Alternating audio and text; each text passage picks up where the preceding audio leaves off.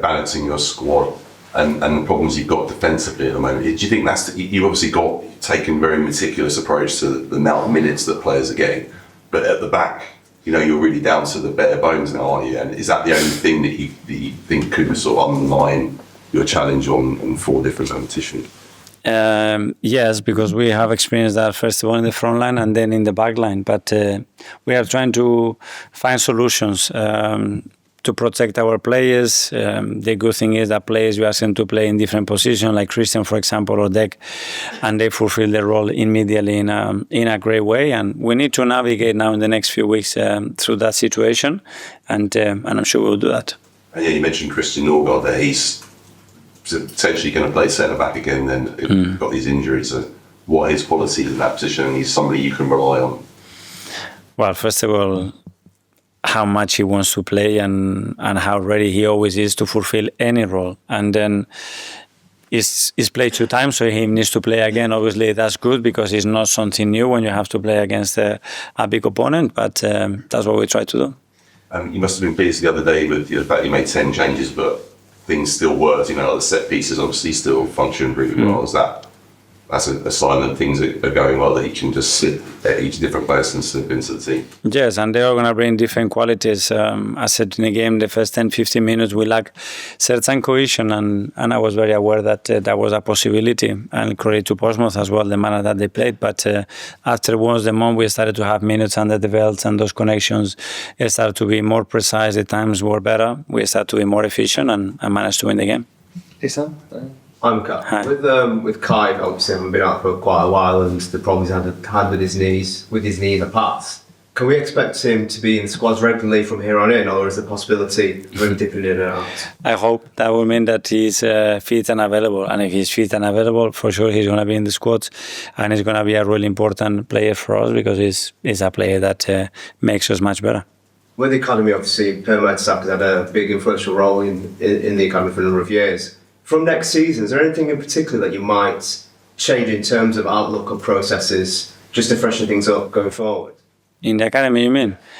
Well, now I think the club will start a process of trying to hire the best person and what kind of person that they need and what is going to be the vision for the next few years as well to provide that person the best tools, and we will support that completely. Is there anything that you've seen in the last few years where you've thought maybe young foreign kids coming in more, or any particular area that might be better utilised in the coming time? Yes, I think we can all add ideas. I think the rules and regulations are what they are as well in this country, the way those boys compete and the levels that they compete in are what they are. So hopefully we can make the best decision regarding the context that is here. Okay. She had the experience of the semi-finals last season, the 2 competitions. Are they harder for the players because they're so close to a final? Is it hard for them mentally in those games compared to other games where they kind of might play risk-free, and in those games there's a little block because you see a finishing line there? I didn't have that feeling last year in neither of the games that we played in those conditions, and for sure the way we have prepared the game, it's very, very different to what you are describing, and we won the game, the team, and to go full gas from the beginning. And can I start on Kai? He looked on Sunday like he lost a little bit of the muscle which you wanted him to put on. Is that, in which part of his body? Well, no. You asked him to bulk up, didn't you? Remember last summer? I did. Yeah, you said last season you wanted him to bulk up and become stronger. Do you remember in the last season? Yeah, stronger, yeah, but to bulk up, I don't think I use that word. I don't know if it's a word that I use.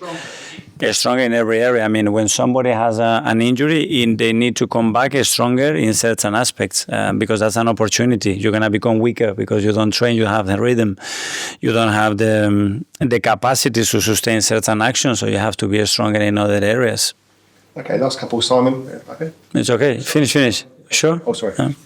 Mikel, I was just asking, you've had quite a lot of goalkeepers here over the years. Does this feel like your most settled pair you've had? How do you describe the relationship you've got between that? I don't know. We have some fantastic keepers, very good partnerships. This one is exceptional. That's how I would describe them. Both individually because they are different, but as well the way they complement each other. But the same with Tommy as well. When you look the three of them interacting, I remember the first day that David and Kepa met. Obviously, they spoke on the phone a lot, and I saw those two giving each other a massive hug like they haven't seen in years. I was like, that's a good start, because that's exactly what you want to generate in that kind of environment when they spend so much time together by themselves, and one plays much more than the other. And obviously, Kepa's played in all these rounds, and I know in the past you've changed keepers for semi-finals. Or does it worry you when you've got to have a conversation like that with the player, saying, "Look, I know you played this, but I'm going with someone else now"? Or are you happy to have those conversations? I wouldn't use the word happy, but I have never promised a player to come and play a competition. I never done that. So I always tell them that we will try to give every player opportunities to fulfill their potential and to play, and that's it. And hopefully they know that when we make a decision, it's because we believe for that game is the best decision for the team. But obviously the player has to accept that, and not every player is that. But our experience on that, to be fair, it's been okay, because we've been transparent when we've done it, as well, because I think we have given the opportunities to players as well to show their level, and then it's about, okay, what's the best preparation to win the game. Okay, finally to Daniel from HQ. Good afternoon, Mikel. Your winger options have been extremely reliable this season, with Martinelli getting a hat-trick this weekend and Noni scoring some big goals in the Champions League. How difficult is it for you to pick these players and your winger pairs, because you have the likes of Leo who's been on fire this season and Bukayo, who was so consistent? Well, that's exactly what we want. The players that can change games, can affect games, and can affect games starting or finishing matches. And the four names that you just described, they always done that in different ways. And that's what we have to maintain. Again, they all know the importance that they have in the team. Hopefully they understand that there's no starters or finisher, that they can all contribute in any game, and they have to continue to do that. And you have a number of leaders in your dressing room. I know they're young players, but they have so much expectation on themselves and from you. What do you expect to see from them in a big game like this against Chelsea? That we are ourselves, like in every single match, and we play there to be dominant, to be better than the opposition, and with the mindset that we go to Stamford Bridge to win the game for sure. Okay, guys. Yeah. Very much. Thank you. See you tomorrow. Thank you, guys. Thank you. Thank you. He's all.